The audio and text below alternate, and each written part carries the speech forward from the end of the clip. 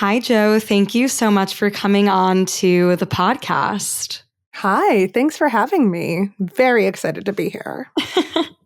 I was so thrilled when we got connected initially because it's always exciting for me to get to meet more people who are in the journalism field. I feel like it kind of like speaks to my inner child in a way because once upon a time I wanted to pursue journalism and I never actually did in a traditional sense. So it always excites me to get to speak with people who come from a writing and creative background. Oh, I love it too. And I mean, also, aren't we all journalists at this point? Like, isn't everyone just, a journalist? The traditional media field has blown up and exploded in the past 10 years. So we're all doing the work of reporting these days.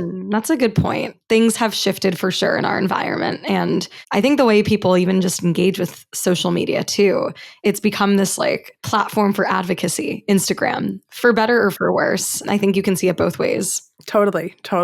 Yeah, well, we're not here to talk about Instagram necessarily, although that could be a very interesting conversation. I want to start off by having you share a bit more about yourself and your background and just kind of share with my listeners how you came into the field of journalism and writing and speaking. Yeah, absolutely. So I was a very traditional journalist. I worked at my college newspaper back in the Stone Age when I was at Penn. And then I went to Columbia Journalism School. I interned at the New York Times. I was a staff writer at the New York Daily News and a gossip columnist in the 2000s, which was the most fun job you could possibly have in the 2000s and really taught me to be a great reporter because I can elbow my way into any situation in the world, pretty much, and also sneak in pretty much anywhere. And then I became a political journalist, a travel journalist. I did all of the things, digital, moved into social,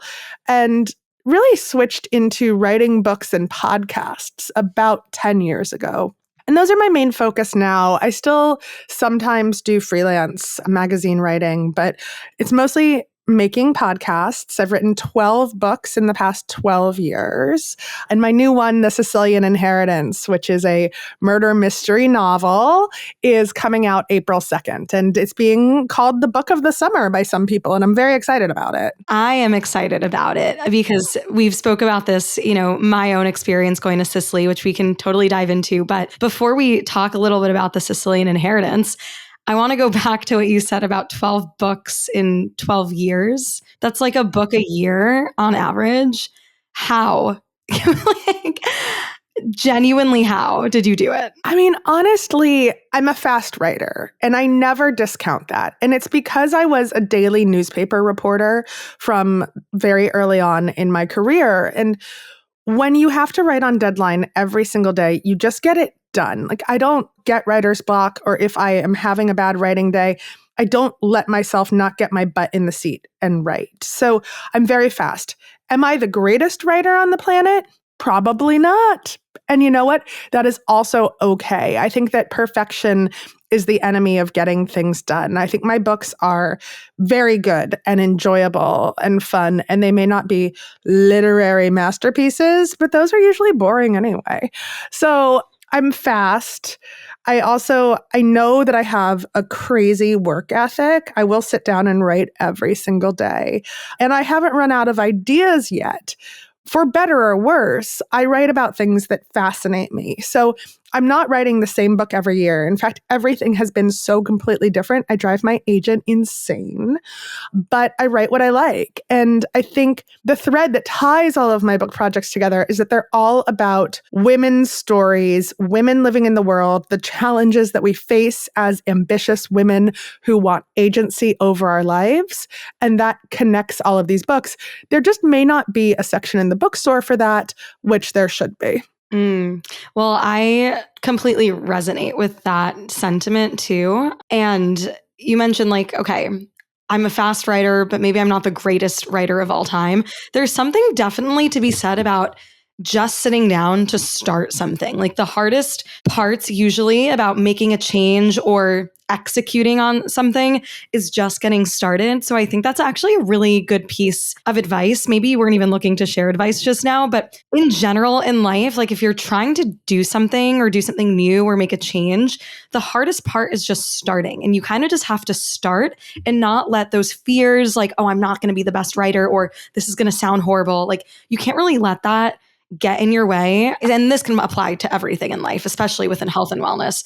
I actually minored in creative writing. I don't know if we talked about this. We didn't talk about this, no. Yeah, I studied creative writing in school through a minor, and I have always loved to write. I mean, I used to journal a lot. And then when I was in college, I kind of took a focus on like creative nonfiction, specifically memoir. And I also found that I was writing what I knew, and it was my own lived experience. I also wrote not a book, but like a short essay on my time in Sicily. And for me, it was the most cathartic thing to do. I mean, even now, like podcasting is different. And you can relate to this because you have your own podcast, because it's like audio journalism and you're speaking your mind, but it's a whole different mechanism by which you get the thoughts in your head down on paper. And the way you express yourself through written word is so different than through conversation or through like a verbal communication. And something that I found to be really fulfilling as of the past few months is incorporating more of like an editorial voice and editorial content into my podcast and into the Everyday Endorphins brand through like my Substack and through writing about things that I'm seeing. And so there really is this connection, I think, between writing in general and feeling fulfilled in wanting to express something that's like been irking you or something that you're really passionate about. Like there's definitely a connection between, I think, good work and having that be coming from something that you know and that you're like well versed in. Journalism has changed. It's evolved in so many ways. I now also have a Substack. I write a lot on social media, which I do consider to be writing. And I find writing, it's work. So it's both work and it is also incredibly cathartic. And I write my way out of anxiety a lot of times. You know, when I am anxious, when I don't understand something in the world, I typically report and write to figure it out and to feel safer and to kind of fix my anxiety-riddled brain. I think even if you're not a professional writer, just getting words out, whether that is in audio or journaling, I think that is definitely a way to preserve your well-being in a lot of ways. Mm-hmm, absolutely. It's a way kind of to like clear your mind. And also writing, it forces you to be present. Like you can't be on your phone and also write at the same time. Like you can't look at two things at once. So the act of writing in and of itself forces someone to actually sit down, be still, and slow down in a way. You mentioned you're a fast writer, but there has to be some sort of slowness too to be able to get the thoughts from your head onto paper. Absolutely. I do think I have so much to say about how sped up our brains are now because of our phones, because of social media, because of email, because we have this device that is in our hand so much. But in order to get coherent thoughts out, you do have to sit down and slow down. And I don't think that you can overestimate the benefit of that, because it does force us to have a certain amount of mindfulness in order to get words down on a page. Do you have a specific practice or like ritual that you do when you sit down to write? Even if you mentioned that you don't really get writer's block, you just force yourself to sit down and start writing. But is there maybe a certain environment that you like to set yourself up in, whether it's like lighting a candle or putting your phone out of your room? Like, how do you get in that zone to sit down and start writing? Yeah, such a great question. Because I was working in a newsroom and also I was a reporter on the go so often, I'm very good at just sitting down and getting started, right? Like I used to, when I was doing celebrity and political journalism, and it's funny because they essentially became the same thing eventually, but I would be on the road covering an event and sit on the floor of a bathroom and type things out on my BlackBerry. And that's how old I am. I had a BlackBerry. I miss my BlackBerry. There was something very satisfying about the click of that keyboard, and I wish they'd bring the BlackBerry back. So I have this ability to just like sit and go. That has served me very well in my current life, where I have 3 children under the age of 7 and very limited time. So, I mean, even today, right? I was texting you being like, the internet is broken. I don't know what's happening. But the second I get it fixed, I'm just sit down and you go, go, go, go, go. That said, I try my best to sit down, have a moment of mindfulness and think, what can I do to make this moment just slightly better, slightly more enjoyable? I could work if I don't, but you'll be happier at the end of the day if you do. And so I will sit down, take that moment and be like, okay, you know what? I am going to light the candle. Or look, I've got my little sage right here. Maybe I'll light my sage. Or I'm going to put on a really nice jazz album or some 90s Riot Girl rock. And it's just one thing. And it takes 30 seconds, but that 30 seconds does set the tenor for the day. Yeah. Something that I've been thinking about is how I miss being a student, and I miss learning for the sake of just learning for fun and not having it measure up to like your performance, I guess, in a corporate setting or just being in a job.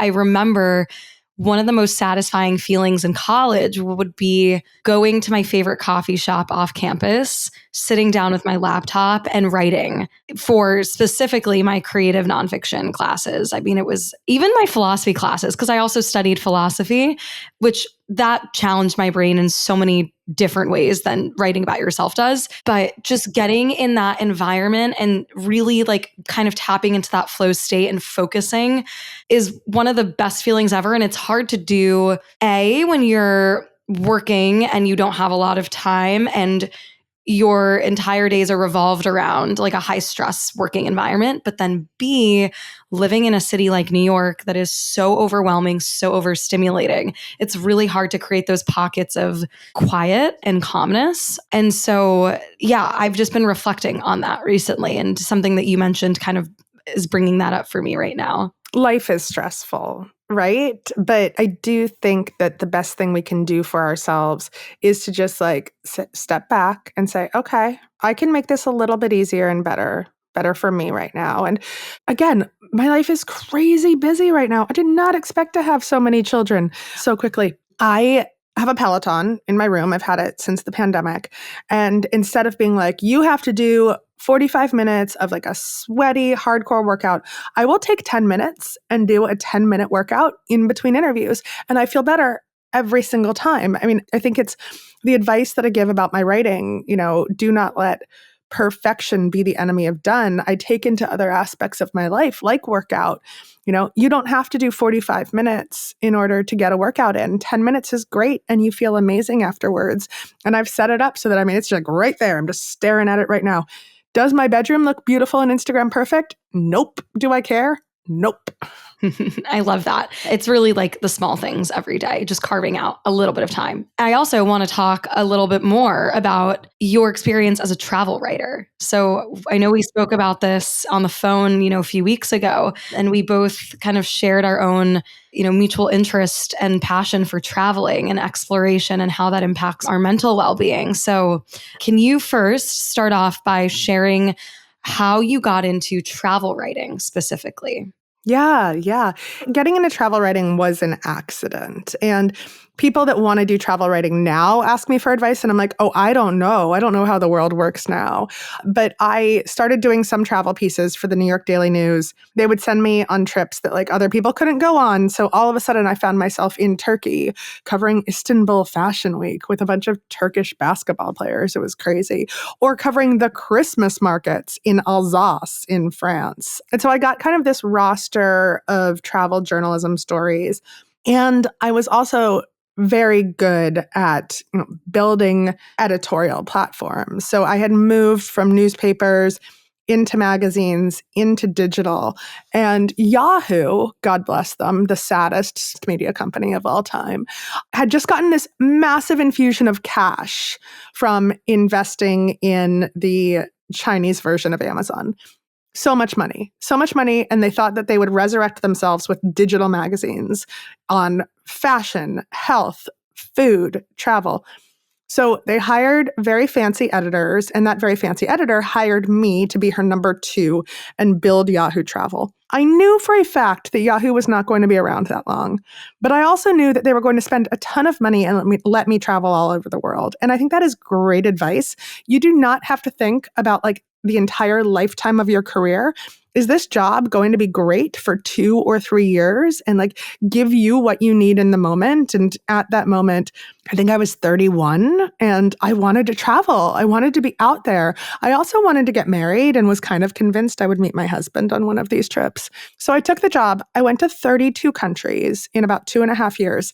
I did meet my husband on one of those trips on a boat in the Galapagos Islands. We spent our honeymoon climbing Mount Kilimanjaro.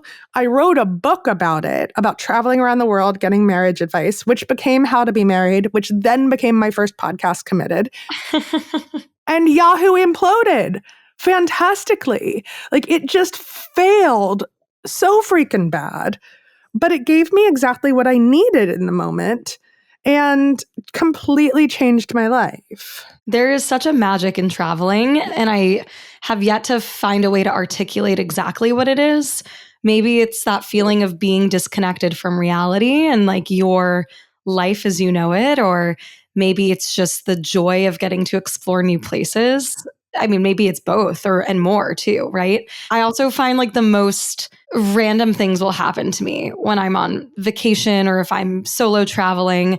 And it's kind of crazy you met your husband on one of your trips. He was in the Galapagos on a boat, which is nuts. Another one of our editors was supposed to go. Her daughter got sick and got the flu. She couldn't go. I went at the last minute. It was a fully paid for 10-day boat trip through the Galapagos Islands.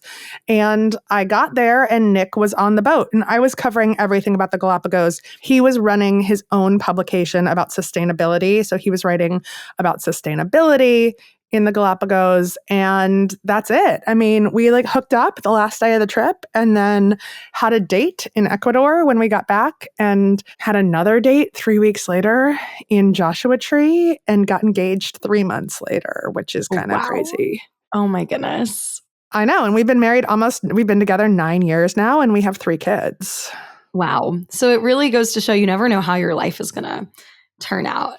You legit never know what's going to happen. Yes. And I will tell you, like, when I met Nick, I was so over dating. I had dated every guy in New York City, like every bad banker dude. It's giving Sex in the City. I mean, I really feel like my life was Carrie and Sex in the City, but without like the wonderful clothes because who could afford it? But although I looked good, I looked really good, but like dated every bad guy who didn't want to be dating me. They wanted to be dating models. That part of Sex in the City was so freaking true. And New York City happens to be filled not just with like models, but with like really smart models. You're like, oh, she's just pretty. And you're like, oh no, she also went to Harvard. Fuck. But I was really depressed and thought I would never meet the right person and just kept moving. And travel really did help with my depression and with my anxiety. And it has for my entire life. I think it's not just the movement. It's the fact that hard things happen when you travel, but you can usually figure it out. And so like that gives you kind of an endorphin boost of like, oh, okay, I'm a capable human being in the world. And also experiencing the newness and richness of a place. Every time that I've felt low and anxious, traveling has helped me get out of it, including the 3 times that I had postpartum anxiety after all of my kids. That's a good point you mentioned, that traveling will show you that you can kind of persist through difficult challenges or things that come up that you weren't anticipating. So I have a little anecdote to share. When I graduated from college, I went to Bali and I stayed there for a month and a half and I did a yoga teacher training program. And I decided to go alone. I graduated school, didn't even fly home from St. Louis. I went straight to Indonesia with like a stop in California for like a night. And this was during the time where it was 2021. So it wasn't like really COVID, but I actually needed to get a visa to go to Indonesia, where previously Americans did not need visas to go. And there was a mandated quarantine in Jakarta for 7 days before I could go to Bali. So picture this. I just graduated. I just had my ceremony, saying goodbye to all my friends. And now I'm stuck in a hotel room for 7 days and I like don't know anyone. And I'm in a completely foreign place. And I remember when I landed in Jakarta, it was like 4 a.m. I was like transported into some van. It was pitch black by these like Indonesian police officers, and they took my passport from me. And I had no idea if I was going to get it back. They wouldn't really communicate that to me. Like, of course they had to give it back. But I remember being so like stressed because I was being it felt like I was being abducted and like. Right. You're like, oh my gosh, am I in that Claire Danes movie? Yes, literally. You're like, I am in that Claire Danes movie. Yes. But then I also realized like, I can't really freak out. Like they're going to take my passport. They're going to take my passport. I'm going to get in the truck. I'm going to get in the truck and then I'm going to go to the hotel. And at least there'll be Wi-Fi there and I can binge watch Modern Family and like call my parents or something. So I guess the point being, like, that was a really uncomfortable moment for me. And that was the start of the trip. And then the week in quarantine was really difficult too, because I was dealing with severe jet lag. But then also I just felt very lonely and isolated. And then I finally made my way to Bali and the program was fantastic. And of course, conveniently, right when the 200-hour yoga teacher training program finished, I was like really intent on planning a week or two of traveling within Bali, going to neighboring islands. I had made friends. I wanted to do my own thing. And there was some holiday that happened like around that time. And so there was like an influx of germs and COVID got quote unquote bad again in Indonesia. So they went into lockdown. So I couldn't do anything. And I had an 8 p.m. curfew every night. I didn't want to risk getting on a little ferry to a nearby island and not being able to get back. And so basically, I remember when I found out that we were in lockdown, I was so stressed because I thought that I like wouldn't be able to make it back to the States. And I didn't know if I should stay or if I should go. And it was very uncomfortable because it reminded me of when I went abroad in 2020 and all of a sudden it's like COVID actually hit and I was sent home. So anyways, very long story, but the point I'm making is that a really amazing trip in my life had all these inflection points of actual like very difficult moments of discomfort and just being in a completely new environment. But I think it showed me like you can be fine with whatever life throws at you. Like you can overcome things that are completely foreign to you. And I think it adds like a layer of resilience in life for sure. Yeah, no, it absolutely does. And I genuinely believe that. I love that you said the word resilience because I think that travel does build our resilience in a really beautiful way. I feel more capable in my everyday life and able to juggle things and multitask because I think I've traveled so much. And I get asked a lot why I travel so much with my kids. They're so little. Will they remember it? I took them to Sicily last summer when I was finishing my book, The Sicilian Inheritance. And I was actually interviewed for the Wall Street Journal about this. And there's so much that we get out of travel that are not direct memories. And those things will be ingrained in them from a very early age.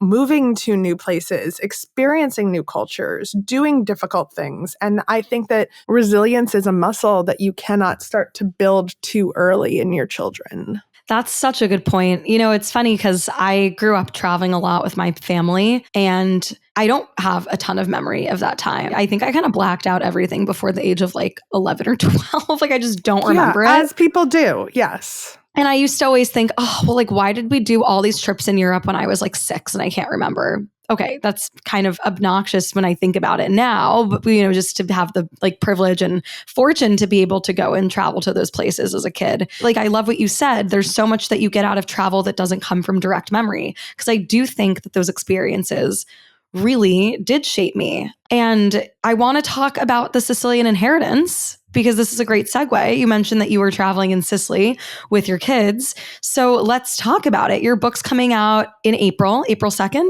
April 2nd. Yes. Yes, it is. It is. Yeah. And yeah, I took the kids to Sicily. I finished all of the copy editing and like added my final details for the book while we were there. I'm doing a companion podcast also called The Sicilian Inheritance, which will launch in March.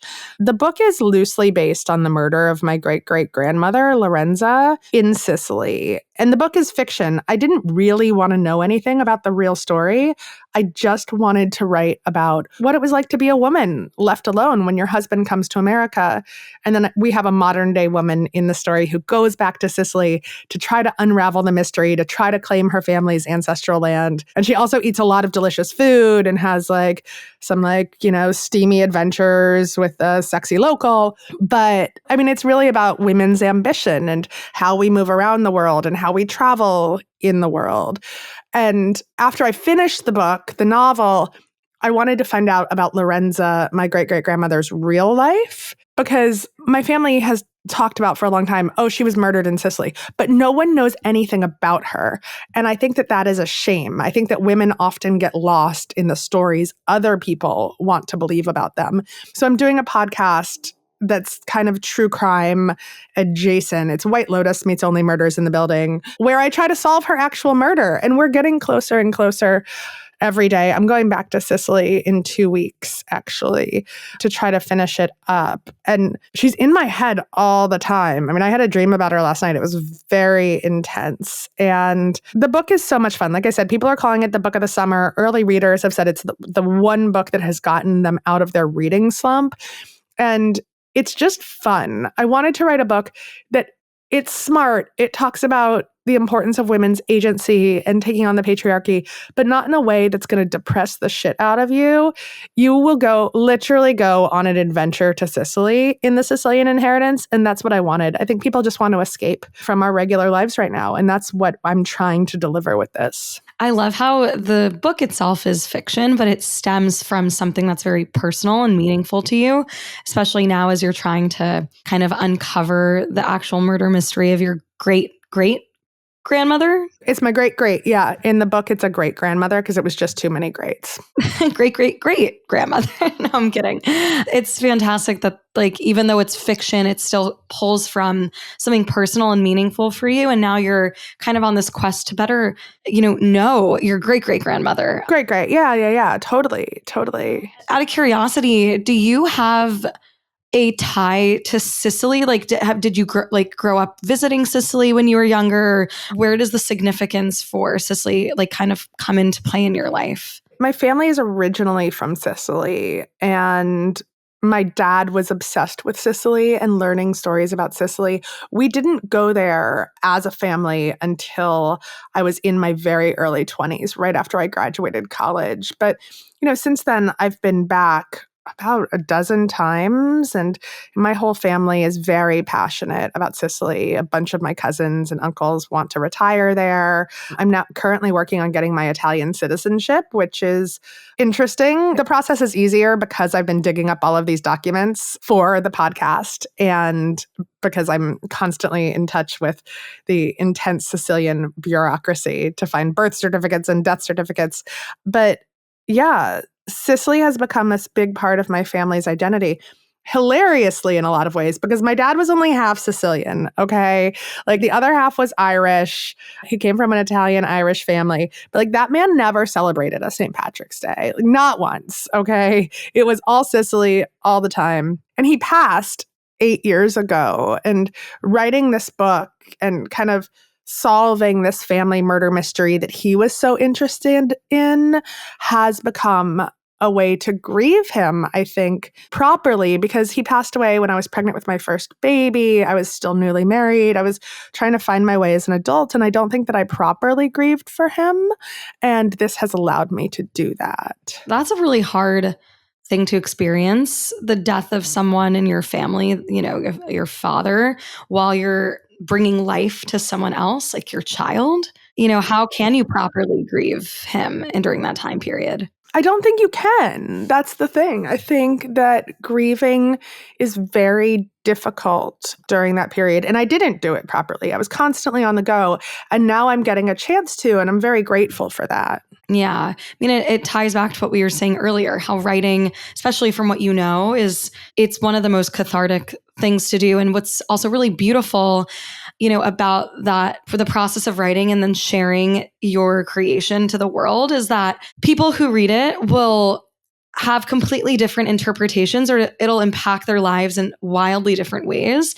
And everything that you're doing is simply just putting your work out there, and the way that it's received is really just such a wide variety across different people. And I think that's one of the other beauties of writing, is that one way that you communicate can take different form for different people, if that makes any sense. Totally, totally. And I think that people, you need to reach different kinds of people in different ways too. I do post a lot on social media, and I do make my podcast Under the Influence.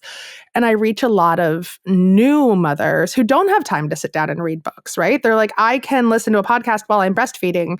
And you have to think about who your audience is and how to reach them where they are at. Yeah, absolutely. Let's talk about your podcast also. I want to make sure we chat about that as well. Yeah, absolutely. Absolutely. About your podcast and what inspired you to start, having a podcast. It's wildly different, like we talked about, from writing and writing books. So can you share maybe a little bit more about your inspiration for diving into podcasting? I started podcasting, oh my gosh, it's been 8 years now. And I started with my show Committed, which was about marriage and, the nitty gritty of real marriages. But we talked to people like an astronaut and his wife about how his wife helped him get to space. We talked to a couple who were blown up together in the Boston Marathon and how their marriage helped them to survive and thrive. And we did 150 episodes, 160 episodes of that podcast. And I just relaunched it yesterday. Actually, we just put out a new episode of Committed for the first time in 3 years. And I'll be doing 2 of those a month. And then I started the podcast Under the Influence when I had my second baby, and she didn't sleep. And I was on Instagram all the time and was being served influencers, which honestly did not serve me. And it was exhausting. And I wanted to learn more about the influencing world. So I started reporting on it and realized there was a hunger for, knowledge about the influencing world, and especially for new mothers. And now we're almost at 100 episodes of Under the Influence. So yeah, I love podcasting because I think that audio is such an intimate platform, and I just get to have these really, really great conversations with people that you wouldn't otherwise have. And it's also something people can listen to while they multitask. And so you can touch your listeners in a way that I don't think print journalism can. Totally. I mean, I listen to podcasts when I'm walking from point A to point B, or I'm cleaning around the apartment, or even sometimes when I work out. There's like a wide variety of things and activities that I'm doing that I think are conducive to just tuning in.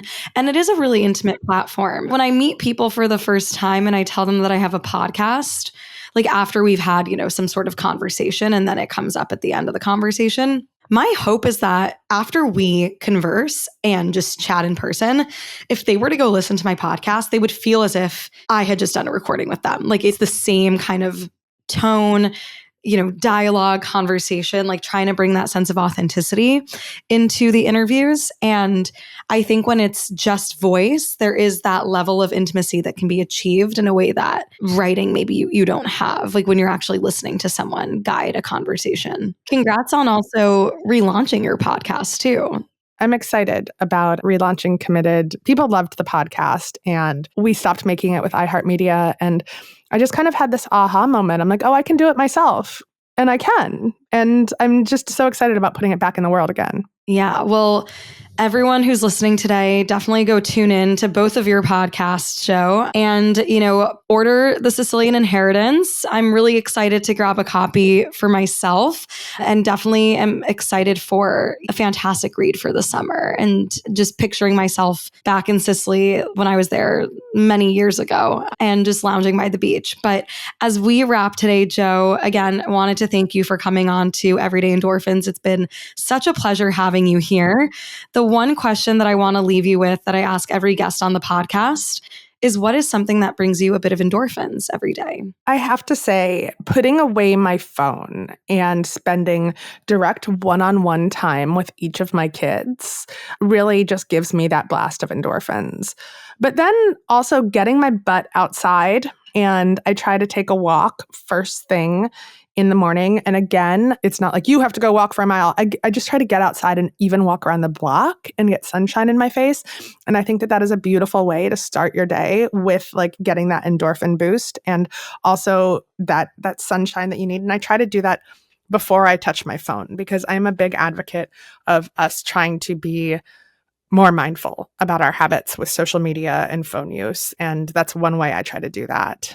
I couldn't agree more. I actually bought the Hatch alarm clock and I've been using it as a way to not be on my phone in the morning, like having a separate alarm clock that wakes me up to something that mimics natural light. And it's been a game for myself now. Like, how long can I go in the morning without actually looking at my phone? And definitely getting outside and getting some actual sunlight helps with that for sure. So I resonate with your response.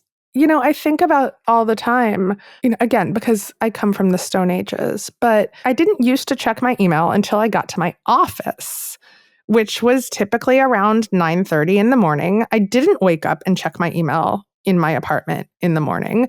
I woke up, I got dressed, I did my getting ready things. Sometimes I would watch the Today Show or whatever, and then I would walk to the subway because I lived in New York or take a taxi and get to the office and have a coffee. And so I would be awake for 2.5 hours without checking email. That worked for the majority of humanity for a long fucking time. Like, there's no reason that we need to be on the phone first thing in the morning. Let's bring that back and let's bring back Blackberries. Moral of the story. Totally. I fucking love a Blackberry. I loved this conversation. This brought me so much joy. Me as well. What a wonderful way to start off a Thursday morning. Thank you so much, Jo. It's been an absolute pleasure having you on the podcast.